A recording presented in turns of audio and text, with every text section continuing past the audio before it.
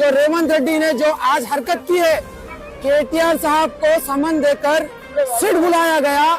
जब तक ये जुल्म होता रहेगा हम ये सड़कों पर बैठते रहेंगे और एहतजाज करते रहेंगे इंशाअल्लाह। अस्सलाम वालेकुम दोस्तों, वेलकम टू मियां भाई न्यूज़। तेलंगाना और हैदराबाद की सियासत में फ़ोन टैपिंग केस को लेकर एक बार फिर से हलचल और टेंशन का माहौल देखने को मिला। शहर हैदराबाद के कई सेंसिटिव इलाकों में सिक्योरिटी बढ़ा दी गई, पुलिस फोर्स को अलर्ट रखा गया और बीआरएस के पार्टी ऑफिस से लेकर पुलिस स्टेशन तक मूवमेंट को क्लोजली मॉनिटर किया गया।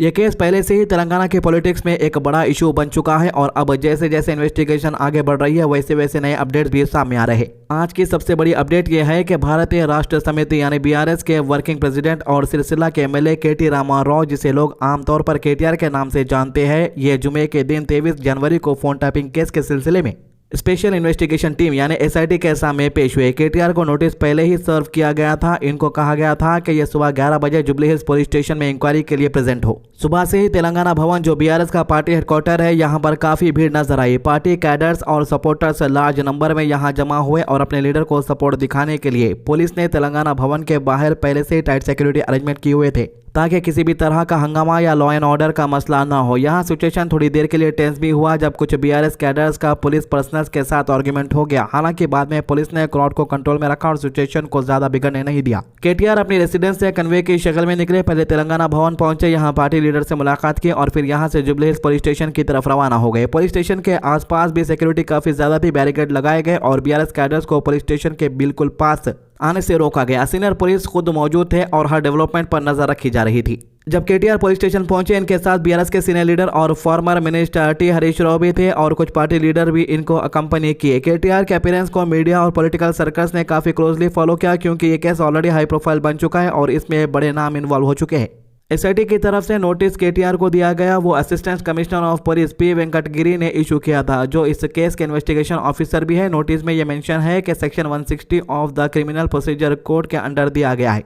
इसका मतलब होता है कि इन्वेस्टिगेशन के दौरान अगर इन्वेस्टिगेटिंग ऑफिसर को लगता है कि कोई शख्स केस के फैक्ट और सर्कमस्टेंसेस से वाकिफ हो तो उसका पर्सनल एग्जामिनेशन इन्वेस्टिगेशन के लिए जरूरी हो सकता है। इस बेसिस पर केटीआर को समन किया गया और उनसे पूछताछ की गई। केटीआर से एसआईटी के सामने अपीयर होने के बाद एक और इंपॉर्टेंट बात सामने आई है। केटीआर को क्लियर इंस्ट्रक्शन दिए गए कि वो इस केस से रिलेटेड विटनेसेस से कांटेक्ट ना करें, यानी उनको कहा गया कि जो लोग इन्वेस्टिगेशन में विटनेस के तौर पर इन्वॉल्व है उनसे बातचीत या किसी भी तरह का कांटेक्ट अवॉइड किया जाए। इस इंस्ट्रक्शन को इन्वेस्टिगेशन का हिस्सा माना जा रहा है ताकि इंक्वायरी फेयर रहे और किसी पर प्रेशर या इन्फ्लुएंस का इंप्रेशन ना हो। साथ ही केटीआर को यह भी इन्फॉर्म किया गया कि अगर जरूरत पड़ी तो इनको दोबारा भी समन किया जा सकता है, यानी एसआईटी अगर इन्वेस्टिगेशन में आगे चलकर किसी क्लैरिफिकेशन या एडिशनल क्वेश्चनिंग की जरूरत समझे तो केटीआर को फिर से बुलाया जा सकता। इस पूरे मामले पर हैदराबाद के commissioner of police VC Sajjanar की तरफ से भी एक प्रेस रिलीज आया। कमिश्नर ने मीडिया और पब्लिक को एड्रेस करते हुए कहा कि सेक्शन ऑफ मीडिया कुछ इंडिविजुअल्स मिसलीडिंग और बेसलेस इंफॉर्मेशन सर्कुलेट कर रहे हैं। उन्होंने कहा कि कुछ लोग ये नैरेटिव पुश कर रहे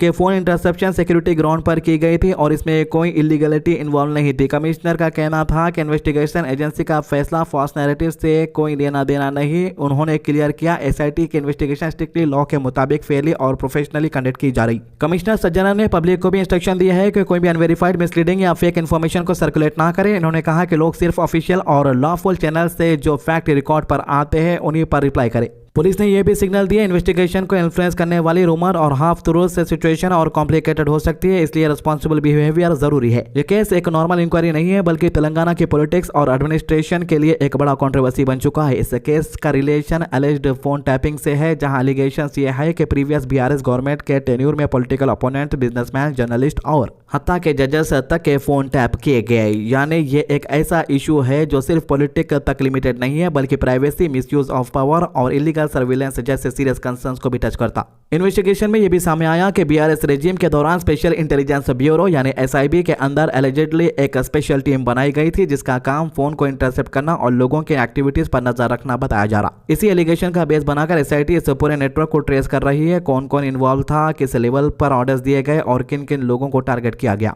ये फोन टैपिंग केस मार्च 2024 में सरफेस हुआ था जब हैदराबाद के पंजागुट्टा पुलिस स्टेशन में एक एफआईआर रजिस्टर की गई। एफआईआर में various section of Indian penal code, prevention of damage to public property act और इंफॉर्मेशन टेक्नोलॉजी एक्ट के सेक्शन इंक्लूड किए गए। इसका मतलब है कि केस को सिर्फ पॉलिटिकल एंगल से नहीं बल्कि क्रिमिनल और टेक्निकल लॉ के अंडर भी इन्वेस्टिगेट किया जा रहा। इस इन्वेस्टिगेशन में अब तक कई लोगों से पूछताछ हो चुकी है। एसआईटी ने पहले बीआरएस एमएलसी के नवीन राव और फॉर्मर एमएलए जयपाल यादव और सी लिंगैया को भी एग्जामाइन किया। इसके अलावा कुछ प्रोमिनेंट पॉलिटिकल लीडर को विटनेसेस या विक्टिम के तौर पर भी एग्जामाइन किया गया। रिपोर्ट के मुताबिक union minister of state for home Bandi Sanjay, BJP MPs Etela Rajender और M Raghunandan Rao, Telangana Pradesh Congress committee के प्रेसिडेंट बी महेश कुमार गौड़ और चीफ मिनिस्टर रेवंत रेड्डी के आइड कुंडल रेड्डी का नाम भी विटनेस या विक्टिम लिस्ट में सामने आया। इससे पहले जब एसआईटी ने बीआरएस के सीनियर लीडर हरीश राव को बुलाया था तो इनसे लगभग 8 घंटे तक क्वेश्चनिंग की गई थी। हरीश राव का मामला और ज्यादा हाईलाइट इसलिए हुआ क्योंकि इनके खिलाफ एक केस तेलंगाना हाईकोर्ट ने डिसमिस कर दिया था और जब स्टेट गवर्नमेंट ने प्ली फाइल की तो सुप्रीम कोर्ट ने भी हाईकोर्ट के ऑर्डर्स को अपहोल्ड कर दिया।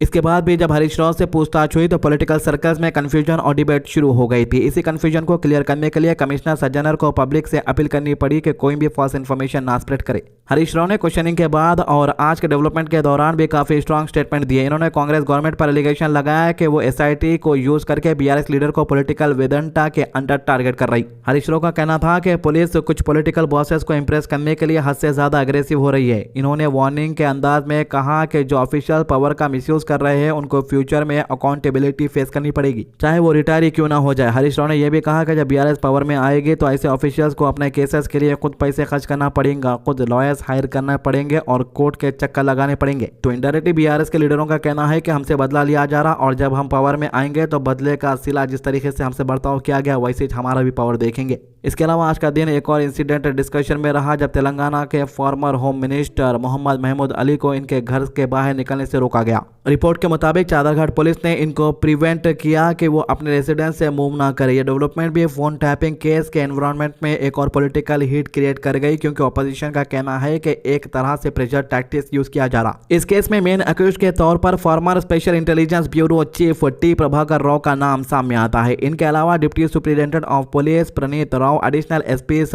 तिरुपतना और भुजंगा राव, फॉर्मर डीसीपी राधाकृष्ण राव और एक television channel owner Shravan Kumar को भी अक्यूज बताया गया। ये नाम इस केस को और भी ज्यादा सीरियस बनाते क्योंकि इसमें पुलिस और इंटेलिजेंस मशीनरीज के हाई लेवल ऑफिसर्स के इन्वॉल्वमेंट के एलिगेशंस है। अब पब्लिक और पॉलिटिकल ऑब्जर्वर की नजर इस बात पर है कि केटीआर की क्वेश्चनिंग से एसआईटी को क्या इन्फॉर्मेशन मिली और आगे इन्वेस्टिगेशन किस डायरेक्शन में जाती, केटीआर को दोबारा समन किया जाता है या नहीं और जो इंस्ट्रक्शन दिए गए हैं उनका नेक्स्ट फेज में क्या इंपैक्ट होता। ये सब चीजें आने वाले वक्त में क्लियर होती। फिलहाल हैदराबाद में फोन टैपिंग केस को लेकर एटमॉस्फेयर हेवी है। पुलिस डिप्लॉयमेंट, बैरिगेडिंग, मॉनिटरिंग और ऑफिशियल स्टेटमेंट से ये क्लियर है कि अथॉरिटी सिचुएशन को कंट्रोल में रखना चाहती। साथ ही पॉलिटिकल पार्टीज अपनी अपनी पोजीशन को स्ट्रांग करने में लगी हुई है। बीआरएस इसे पॉलिटिकल टारगेटिंग बोल रही जबकि पुलिस और एसआईटी का कहना है कि इंक्वायरी सिर्फ लॉ एंड एविडेंस के बेस पर चल रही। आने वाले दिनों में जैसे जैसे और क्वेश्चनिंग होगी और जैसे जैसे और नाम भी डिटेल सामने आएंगे वैसे वैसे तेलंगाना की सियासत में ये इशू और ज्यादा गर्म होते जाएगा। फोन टैपिंग केस अब सिर्फ इन्वेस्टिगेशन नहीं रहा बल्कि एक ऐसी कंट्रोवर्सी बन गई जो तेलंगाना के पॉलिटिकल फ्यूचर, गवर्नेंस और लॉ एनफोर्समेंट की क्रेडिबिलिटी पर भी असर डाल सकती।